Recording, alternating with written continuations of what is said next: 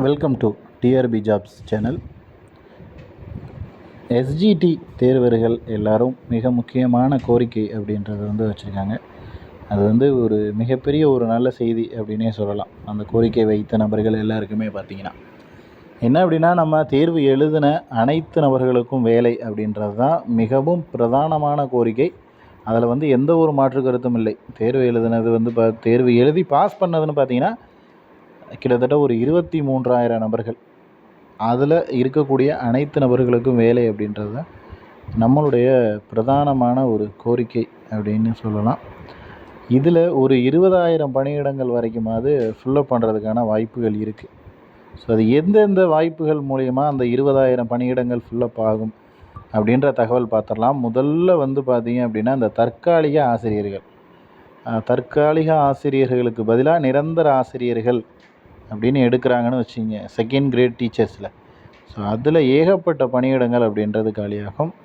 அதே போல் 2023 உங்களுக்கு 6,000 காலி பணியிடம், 6,000க்கும் மேற்பட்ட காலி பணியிடங்கள் காமிச்சிருந்தாங்க. இப்போ பார்த்தீங்க அப்படின்னா 2,700 தான் இருக்குது. அதுவும் 1,700லேருந்து ஒரு 1000 பணியிடங்கள் எக்ஸஸ் பண்ணி 2,700 அப்படின்ற ஒரு எண்ணிக்கை கொடுத்துருந்தாங்க.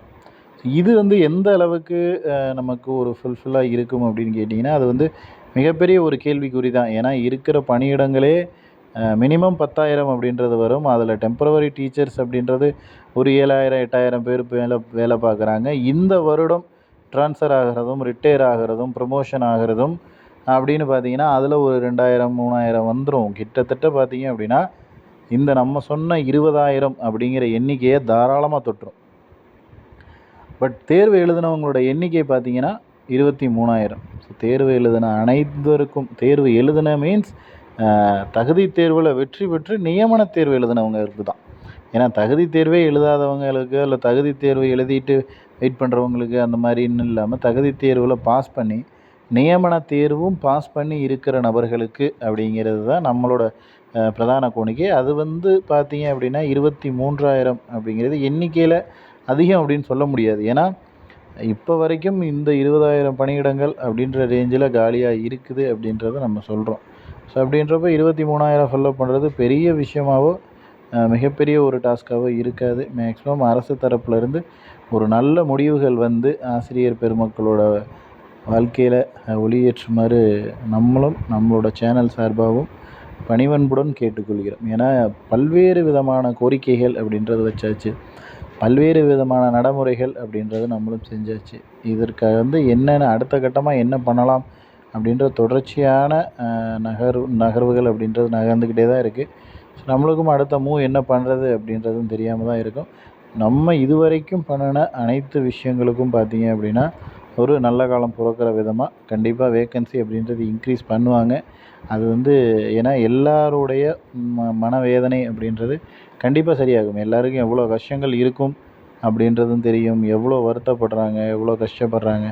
ஆசிரியர்கள் 12-13 வருடங்களாக இந்த ஒரு வேலைக்காக வெயிட் பண்ணிக்கிட்டு அதில் எவ்வளவு கஷ்டப்படுறாங்க, எவ்வளவு மன உளைச்சல் ஆகிறாங்க. வெறும் ப்ரைவேட் ஸ்கூலுக்கு 7,000 8,000 5,000 3,000 இந்த ரேஞ்சில் சம்பளத்துக்கு வேலைக்கு போய்கிட்டு, அதாவது ஒரு ஆசிரியர் தேர்வு அப்படின்னு எழுதியாச்சு, அந்த ஃபீல்டில் உள்ளே வந்தாச்சு அப்படிங்கிறப்ப மற்ற வேலைகளுக்கு அப்படின்றது போனால் அதுவும் கண்டிப்பாக கஷ்டம்தான். ஸோ அதுலேயும் போக முடியாமல் இந்த வேலையிலையும் பார்த்திங்கன்னா 3,000லேருந்து 5,000 வரையும் ப்ரைவேட் ஸ்கூல்லலாம் சம்பளம் 7,000 வாங்குறது பெரிய விஷயம் அப்படின்ற மாதிரி ரொம்ப கஷ்டப்பட்டு வாழ்வாதாரம் பாதிப்புக்குள்ளாகிற நிலைமையிலையும் இருக்கக்கூடிய டீச்சர்கள் எங்களுடைய பகுதிகளில் நானும் பார்த்துருக்கேன்.